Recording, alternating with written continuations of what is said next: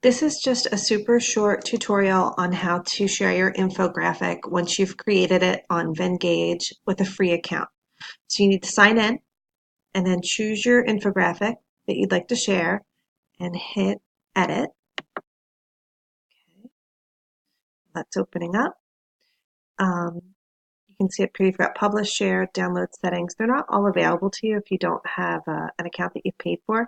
But what you can do is, and what you have to do in order to share your link is hit publish.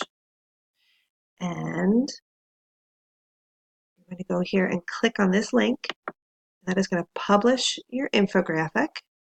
Okay. And once you've published it, you can go up and grab this link. And that's the correct link that you need in order to either embed it or create a hyperlink, whatever you want to call it, but share it via email or Blackboard. This is the link right here, but you have to publish it first. That's it.